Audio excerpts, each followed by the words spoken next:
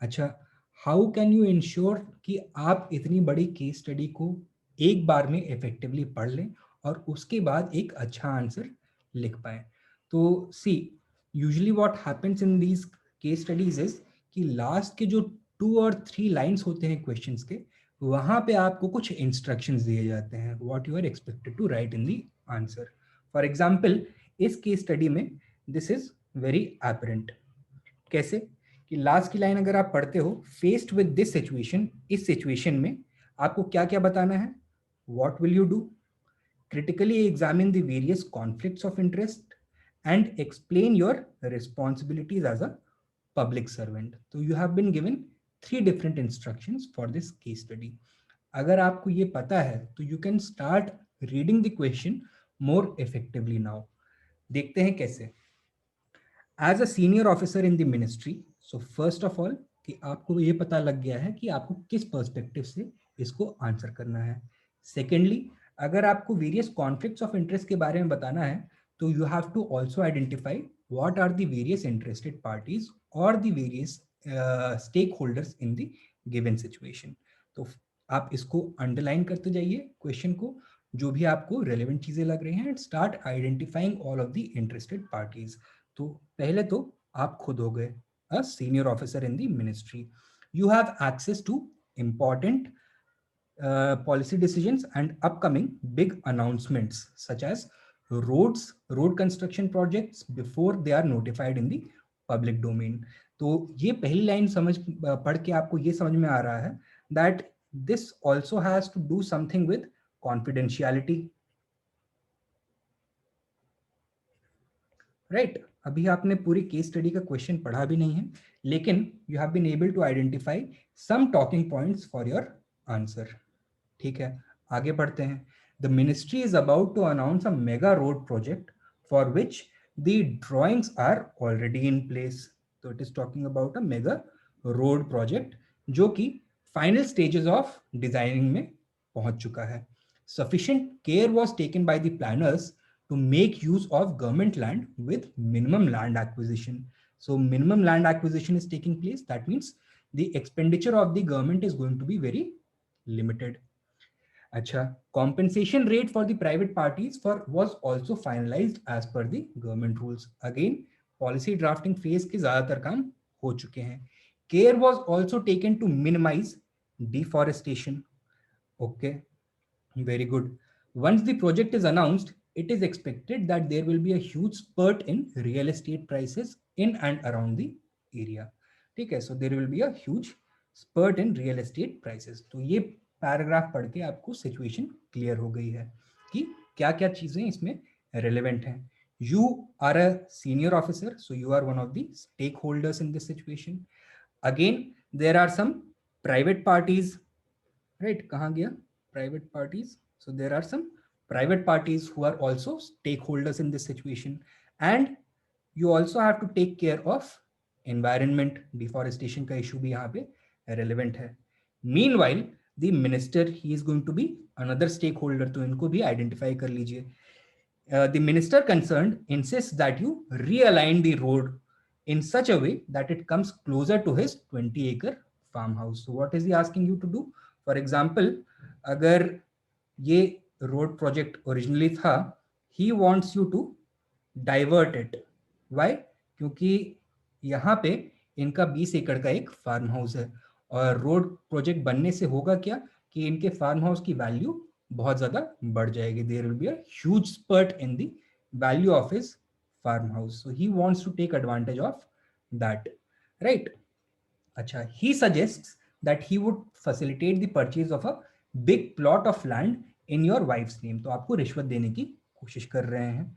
Purchase a big plot of land in your wife's name at the prevailing rate, which is very nominal.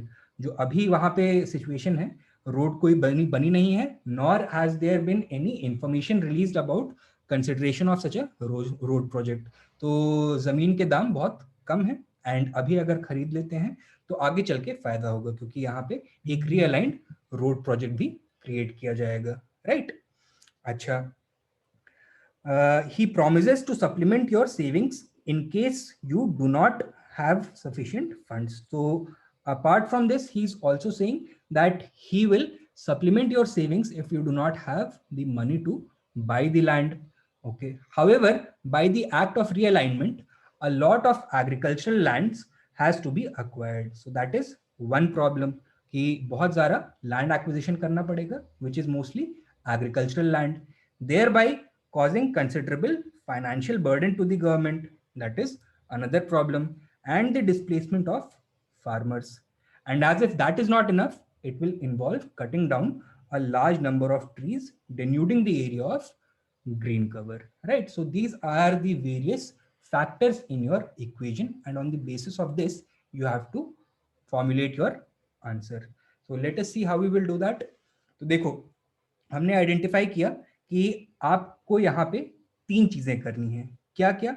What will you do, various conflicts of interest and your responsibilities as a public servant. So if you think about this logically, तो आपको एक answer का structure clear होने लग जाएगा कि इन तीनों demands में से आप सबसे पहले किसकी बात करेंगे. So first, in my estimation, you should be talking about the responsibility, your responsibilities as a public servant, because once the role of the public servant is clear, he will be able to identify the various conflicts of interest. Second, and finally, you will be taking certain actions based on your various deliberations and conclusions, right? So that should be the structure of your answer. क्या कि पहले part में आपको responsibilities as a public servant को बताना है कि इस सिचुएशन में what are the responsibilities of a public servant. Second, what are the various conflicts of interest. And thirdly, what will you do, right? Usually होता क्या है, many teachers believe that there is a set template for attempting a case study. वो ये बोलते हैं कि case study के शुरू में आप पूरी सिचुएशन को समराइज कर दीजिए, and they think that it is a one size fits all approach. I do not agree with this philosophy. I believe that for every specific case study you have to take a different approach depending on the demands of the question. ठीक है. जैसे कि यहाँ पे situation क्या है, that you are a civil servant and you are being pressurized by a minister to take certain decisions which are not going to be in the public interest, but rather is going to benefit him, and he's also trying to give you some allurements. So he's trying to bribe you in a certain manner, right? So firstly आपको बताना पड़ेगा in this case what are the responsibilities of a public servant. Now some pointers for you guys कि आप लोगों को ये clear होना चाहिए that what the function of a civil servant in any given situation is, right? The main function of a civil servant, of an Indian bureaucrat, is to transform policy vision into reality. Policy set करने का काम किसका होता है? Elected representatives का और elected members of the executive का. That is the ministers and the various ministries. They set the policies, लेकिन उसको इंप्लीमेंट कौन करता है? The civil servants have to implement it. Further, ministers या मिनिस्ट्रीज के पास एक्सपर्टीज नहीं होता है पॉलिसी ड्राफ्ट करने के लिए. तो पॉलिसी इंस्ट्रक्शन मिनिस्टर देता है, लेकिन पॉलिसी की ड्राफ्टिंग को सिविल सर्वेंट्स करते हैं, राइट? सो इतना आप लोगों को पता होना चाहिए. Now if you look back over the past decade or so, the clear policy of the government of India has been to bring in inclusive and sustainable development. So these are the parameters within which a civil servant is expected to function. And in this scenario, ये policy directive या फिर इस तरह का behaviour किस तरह translate करेगा, वो यहाँ पे आपको दिख जाएगा. So in this scenario, the responsibilities of any civil servant should be to maximise efficiency of expenditure. That means कम खर्चा करके जितना ज्यादा पब्लिक यूटिलिटी या फिर पब्लिक वैल्यू क्रिएट कर सकते हैं, उसकी तरफ एफर्ट्स करने चाहिए, राइट? तो minimum expenditure, maximum public value. Second is the need to preserve confidentiality. A lot of work within the government has to be confidential, क्योंकि that confidential information, if it gets into the public domain or if it gets into the wrong hands, can have disastrous effect, not only economically but also from the point of view of security, etc. For example, in this case, अगर confidential information जो कि road project के बारे में है, कुछ लोगों को पता लग जाए in the public domain and they start buying up the land around that proposed road project, then they are sitting on a prime piece of real estate, but nobody else knows about that. Therefore, they have an unfair advantage, right? Acha, third responsibility is to function within the bounds of fairness, to be fair. And ये कैसे आप कर सकते हैं? Again bye preserving confidentiality, क्योंकि अगर आप confidentiality को प्रिजर्व करेंगे, you will avoid any windfall gains to an interested party. Windfall gains का क्या मतलब होता है कि अचानक से मिलने वाले फायदे को विंडफॉल गेन्स बोला जाता है. फॉर एग्जाम्पल, अगर इस रोड प्रोजेक्ट के जो प्रपोजल है उसके बारे में किसी बिजनेसमैन को पता लग जाता है, तो यहाँ पे बसे हुए फार्मर्स से वो बहुत कम दामों पे यहाँ की जमीन खरीद सकता है. And when the road project is made public, the real estate prices are going to shoot up and then he can sell it off at a huge profit margin. तो यहाँ पे देखो नुकसान किसका हो रहा है? The opportunity cost for the farmer is very high. Had he held on to his land, he would have gained a lot in terms of real estate value. लेकिन यहाँ पे फायदा किसका हुआ है? The businessman who had prior knowledge of this proposed road project, right? And thus अगर ये confidential information public हो जाती है या कुछ लोगों को पता लग जाती है, तो the system will no longer be fair. Finally, the public servant is expected to preserve the integrity of his office. That means he should not be swayed by any kind of bias, nor should his decision be colored by any fear or favor, right? He also is responsible as a senior official within the ministry to preserve the morale of the rank and file within the ministry, right? तो moral को preserve करना भी उसकी responsibility है. Further, as a senior civil servant, his responsibility is towards the ministry is also in preserving public trust and improving public perception towards that ministry. कि public को ऐसा नहीं लगना चाहिए कि ये मिनिस्ट्री ऊपर से नीचे तक पूरी करप्ट है. अगर ऐसा हो जाएगा, they will start losing faith not only in the ministry but in the government as well, right? So these are the major responsibilities of any public servant in this situation, right? Next part में आपको identify करना था what are the various conflicts of interest, right? ये identify करने के लिए आपको ये पता होना चाहिए कि कॉन्फ्लिक्ट्स ऑफ इंटरेस्ट अराइज किसके बीच में होते हैं. तो they arise when there are competing and different interests which are relevant to any particular situation. अलग अलग इंटरेस्टेड पार्टीज या स्टेक होल्डर्स के किसी सिचुएशन से रिलेटेड कुछ इंटरेस्ट्स होंगे, एंड जब इनके बीच में कॉन्फ्लिक्ट होता है तो उसको बोलते हैं कॉन्फ्लिक्ट ऑफ इंटरेस्ट. तो your first order of business should be to identify the interested parties or the various stakeholders. So in this situation, कौन-कौन interested parties हैं? They include you, that is the senior public official, the minister, the government, the public or the farmers, and environment, right? You as a public servant are going to have different priorities as compared to you as a private individual, right? तो private individual की तरह रहते हुए आपके कुछ private interests होंगे. Maybe it is to gather wealth, but as a public servant your ideas, your objectives, your values are completely separate. तो इनको भी रिकंसाइल करना है, राइट? अच्छा, now you have to do a very easy exercise. देखो, इस situation में major conflict कहां पे अराइज हो रहा है? The conflict between personal interest and public interest, right? तो यहाँ पे इन जो राइट हैंड साइड कॉलम है वहां पे प्राइवेट इंटरेस्ट कहाँ कहाँ पे आपको दिख रहा है? Your private interest as a private individual and the minister's private interest, they are more or less aligned with each other. On the other hand, the interests of the government, your professional obligations, the interests of farmers, and the interest of preserving the environment all align with each other. तो आप इनको एक category में रख सकते हैं, that is the public interest, right? So your personal interest and the interests of the minister are going to clash with the public interest. तो यहाँ पे आपको पता लग गया कि अलग अलग डिफरेंट कॉन्फ्लिक्ट्स ऑफ इंटरेस्ट कौन से अराइज हो रहे हैं.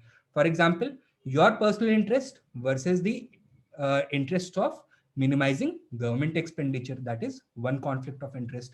कि अगर आपने रोड प्रोजेक्ट को रीअलाइन कर दिया तो लैंड एक्विजिशन की कॉस्ट बढ़ जाएगी, लेकिन अगर आप उसको रियलाइन नहीं करते हैं तो आपको इकोनॉमिक फायदा नहीं मिलेगा, right? So that is one conflict. Same is the case with farmers interest, that if you realign the project, some farmers are going to lose out, especially if the minister proposes to buy some land for you, right? तो कुछ farmers की जो opportunity cost है उसका loss बहुत high होगा. Thirdly, a lot of trees are going to be cut down if you realign the project. Therefore, there is a conflict of interest between personal interests and environment. Further, there is also a conflict of interest between your duties as a public servant and your aspirations as a private individual. For example, personal interest professional obligation से अगर clash करता है तो कुछ conflicts arise होते हैं. You might be afraid that if you do not realign the project as per the wishes of the minister, he is going to punish you in some manner.